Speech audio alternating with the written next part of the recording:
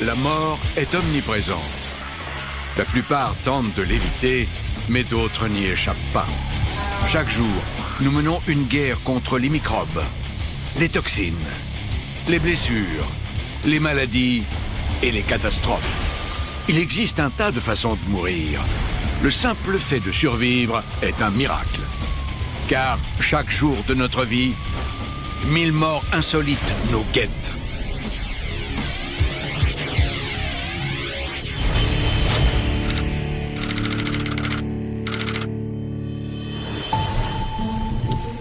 Il pleut. Pas grave, il y a la télé. C'est un super pyjama, une pièce. Oh, c'est pas vrai, pas du téléachat. Je suis dans la jungle du Cambodge. J'en ai marre, il y a beaucoup trop d'émissions de survie dans la nature. Ah, voilà qui est mieux, un jeu télé japonais. La course sous l'eau des étoiles de mer. La course sous l'eau des étoiles de mer. Étoile de mer, étoile de mer, étoile de mer, étoile de mer. Comment dit-on méchante garce en japonais? Oh. Tous ces jeux télé japonais se ressemblent.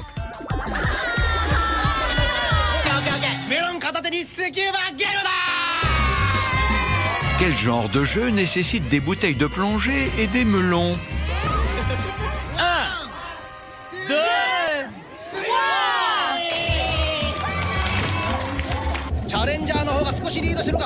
Je crois que j'ai compris.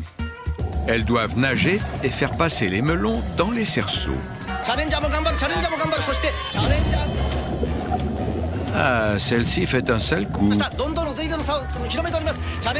Je crois qu'elle n'a pas le droit. Ah, voilà que la gentille abandonne. Et maintenant? La méchante n'a pas l'air très contente. On dirait qu'elle n'a plus d'air. C'est peut-être son matériel. Aïe, je crois que ça n'était pas prévu.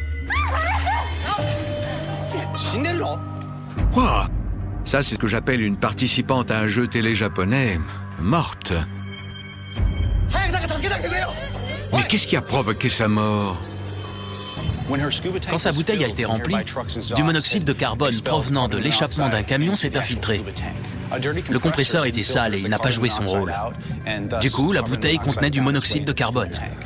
À chaque inspiration, le monoxyde de carbone a empêché l'oxygène d'être absorbé et d'alimenter les poumons et les tissus. Elle est morte en quelques minutes. Je résume, je zappais tranquillement, je suis tombé sur un jeu télé japonais bizarre. Étoile de mer! Où une des participantes était une méchante qui a fini par mourir. Ça ferait une bonne histoire dans 1000 morts insolites. Je vais en parler à mes producteurs. Mais pour l'instant, c'est l'heure de la sieste.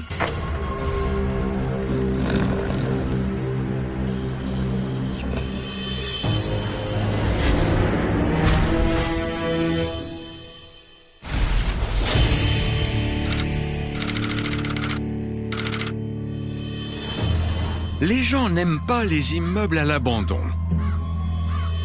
Mais pour les adeptes du parcours, qu'on appelle traceurs, le paysage urbain est comme une salle de gym.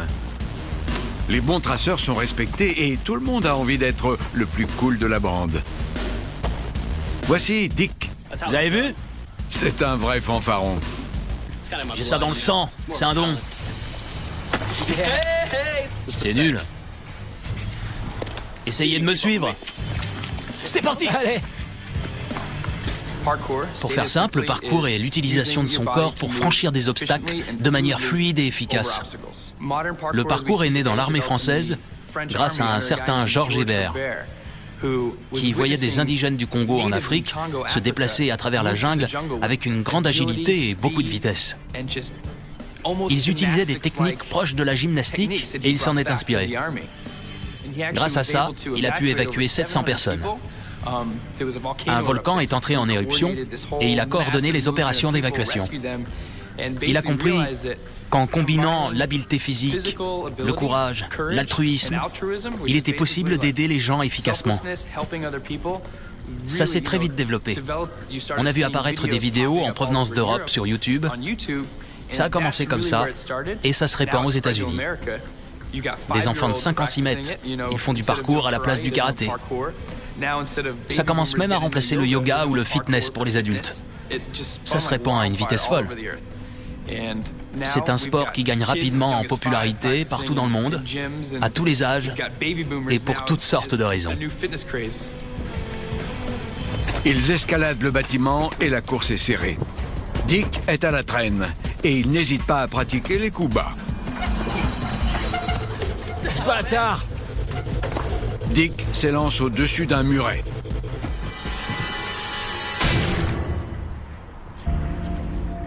Et sa course s'arrête net.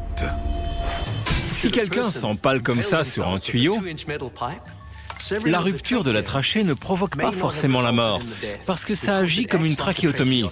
L'air peut encore être inspiré. Mais la mort est assurée à la rupture de la moelle épinière, parce qu'elle provoque la paralysie des muscles respiratoires. Le parcours n'est pas une question d'ego. J'ai ça dans le sang, c'est un don. C'est un art combinant le corps, l'esprit et le mouvement. Bâtard! Mais Dick ne l'a pas compris. Et son ego lui dit « Bye bye ».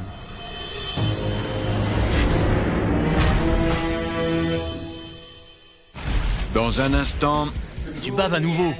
une revanche au cornichon. Et une stripteaseuse avec une poitrine mortelle.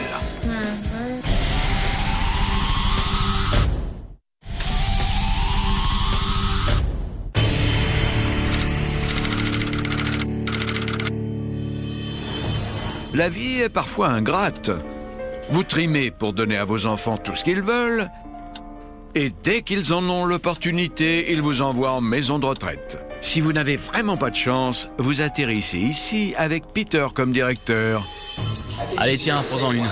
Ce type n'a aucune compassion et déteste les personnes âgées. Tu baves à nouveau. Monsieur Franklin est un prof de sciences à la retraite et ses enfants l'ont déclaré irresponsable pour lui prendre son argent. Monsieur Franklin passe ses journées à faire les deux choses qu'il aime le plus, des expériences scientifiques et énerver Peter. Je t'ai déjà dit de pas faire d'expérience dans la salle de repos.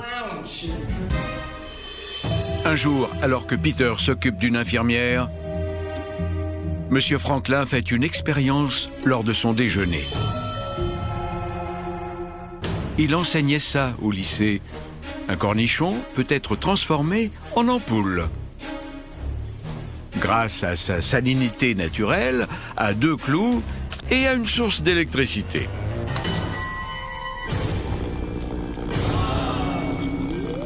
Allez, allez, poussez-vous. Tu sais bien que les appareils électroniques sont interdits. C'est un cornichon! Ah bon sang. Peter prend le cornichon et une décharge. Il n'aurait pas dû le toucher quand il est allumé, cet abruti. Oh, regarde, un cornichon allumé. Eh ben, tu le touches pas. Dans ce montage électrique, le courant traverse le cornichon. C'est possible parce que le cornichon contient de l'eau et du sel. 10 à 20 milliampères provoquent une paralysie musculaire et des difficultés respiratoires. À partir de 65 milliampères, on risque la fibrillation et un arrêt cardiaque. Le cornichon complète un circuit électrique grâce au sel qu'il contient et qui le rend très conducteur. Quand cet homme a touché les clous, il a formé un autre circuit électrique. Le courant est passé par ses bras en traversant son cœur. À cause de l'eau salée contenue dans le cornichon, plusieurs centaines de milliampères ont traversé son cœur, causant un arrêt cardiaque et la mort. Peter a pris un cornichon Bon sang! sans prendre de précautions. À présent, sa pauvre petite vie est arrivée à sa conclusion.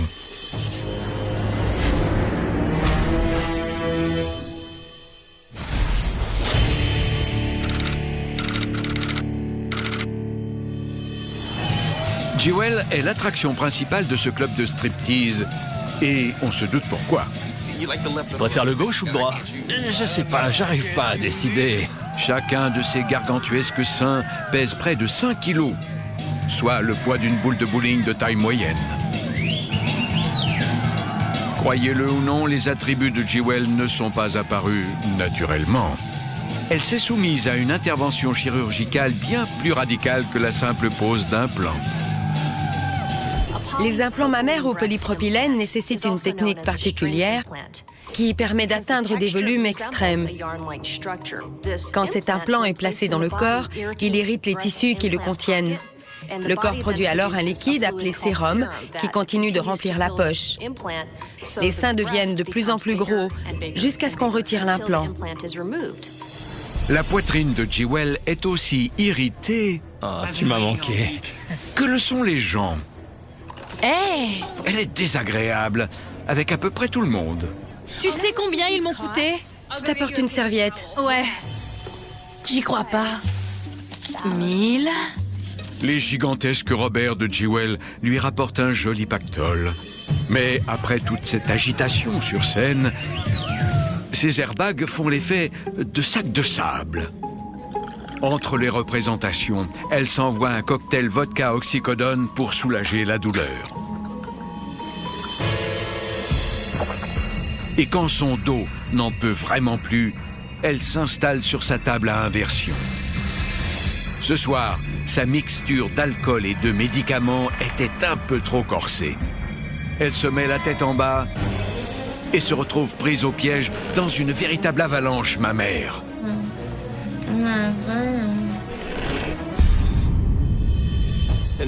Dans cette situation, cette pauvre femme avait consommé de l'alcool et des médicaments. Elle avait donc déjà une respiration affaiblie. Quand elle s'est suspendue à l'envers, ça a mis plus de pression sur son diaphragme qui avait du mal à remplir son rôle. Et en plus de ça, sa poitrine a bloqué ses voies respiratoires.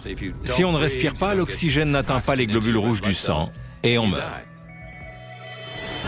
Les pare-chocs de Jewel étaient une attraction, mais au prix d'horribles douleurs au dos. Elle a voulu se mettre à l'envers et ce qui coupait le souffle de ses clients a fini par couper le sien.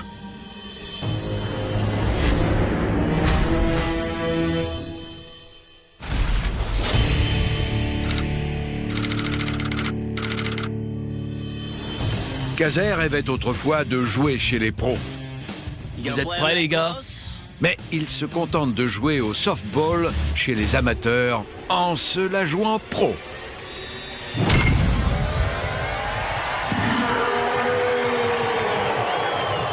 Kazay ferait tout pour gagner, y compris jouer avec une douleur atroce. Ouais! Allez, les gars! La douleur est due à une hernie hiatale, un trou dans la paroi abdominale. Une hernie apparaît quand un organe ou un tissu passe à travers une ouverture dans le muscle ou le tissu environnant.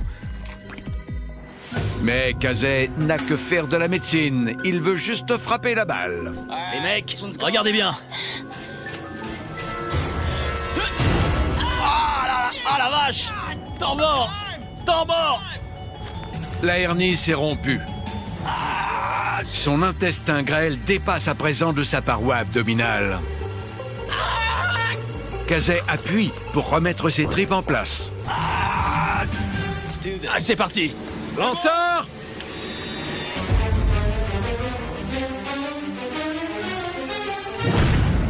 Et Kazay est éliminé pour de bon. Appelez les secours! Ce joueur de softball souffrait d'une hernie et son intestin s'est délogé. Il a essayé de le replacer, mais il a endommagé l'artère. La pression l'a fait céder et ça a causé une hémorragie interne. Il n'y avait pas une goutte de sang visible, mais l'hémorragie incontrôlable dans son abdomen a provoqué une perte de sang fatale. Et il est mort avant l'arrivée de l'ambulance. Kazay était un joueur de softball motivé qui vivait dans l'idée qu'il fallait souffrir pour gagner. Il aurait dû savoir qu'il faut se soigner pour ne pas mourir. Éliminé.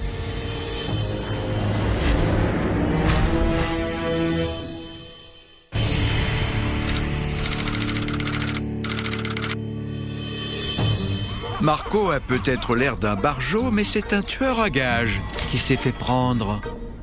Non! Il a plaidé la folie et il a été condamné à un séjour en hôpital psychiatrique. Le système de défense qui consiste à plaider la folie est assez complexe. Même si le jury considère que l'accusé est apte à répondre de ses actes, le juge peut parfaitement décider du contraire. C'est une stratégie très connue, mais elle concerne moins d'1% des affaires criminelles. Et elle ne fonctionne que dans un procès sur 4. Mais Marco n'a pas envie de passer son temps avec une bande de cinglés. Il a bien l'intention de s'évader. Et voilà qu'il a une idée. La descente de linge. Les infirmiers sont distraits et Marco passe à l'action. Cet homme de Néandertal n'est pas réputé pour être malin. La descente est difficile à aborder, c'est très glissant. Et il part du 4e étage. Pire encore, c'est le jour de la lessive. Après à peine quelques mètres, plusieurs dizaines de kilos de linge sale couvert d'urine se mettent à pleuvoir sur sa tête. Marco lutte pour ne pas glisser. Mais il finit par lâcher, à 15 mètres de la liberté.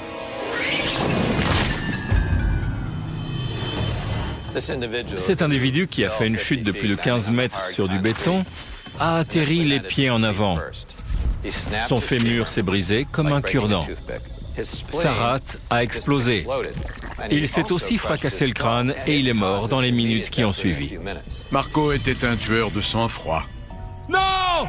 Qui a fait semblant d'être un cinglé avant de devenir un Maccabée.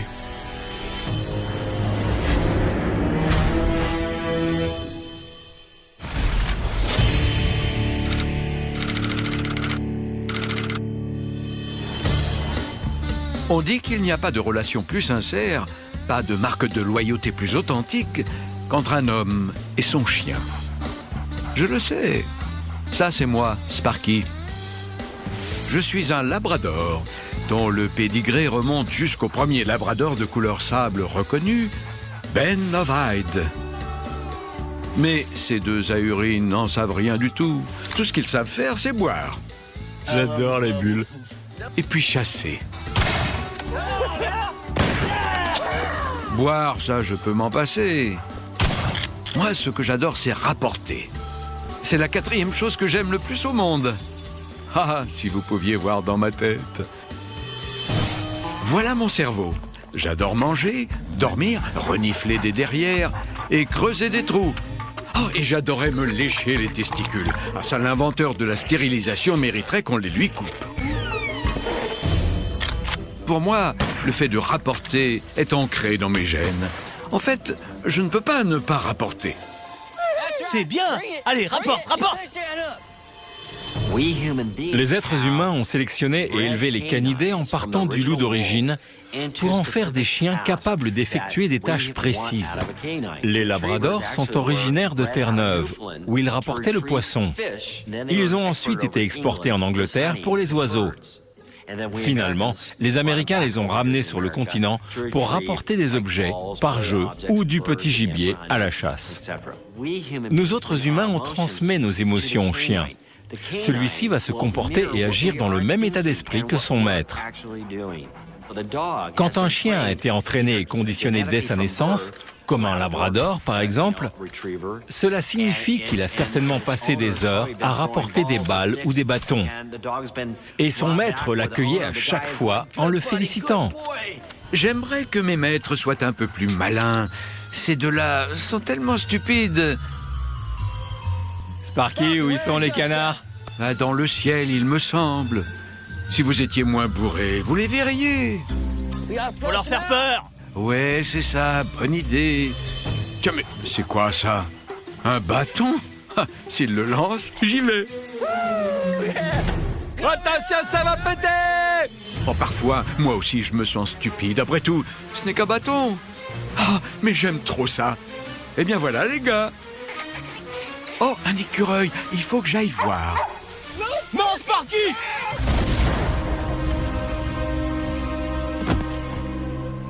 Ces chiens ont été créés pour rapporter tout ce qu'on leur lance. Dès la naissance, ils ont une tendance naturelle à adopter ces comportements et à rapporter. Le chien faisait juste son boulot. Il ne faisait que rapporter un objet inanimé, dans ce cas un bâton, et il s'avère que ce bâton était un bâton de dynamite. Il faisait simplement le boulot pour lequel il a été entraîné. Ce chien faisait ce qu'il aime faire, rapporter un objet à son maître.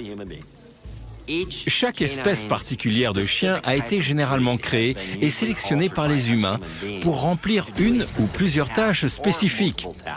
Ben dis donc, c'était un drôle de bâton. L'élément de base d'un bâton de dynamite, c'est la nitroglycérine, associée à un composé stabilisateur, soit de la terre de diatomée, soit de la sueur.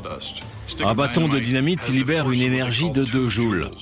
1 joule correspond à l'énergie de l'impact d'un fourgon d'1 tonne qui vous percute à 160 km/h. Ça vous réduit en morceaux. Ils perdent toujours un tas de trucs. Ah tiens, je rapporte ton bras. Bon les gars, on y va? Ben c'est l'heure du repas, j'ai faim moi. Allez, on se réveille.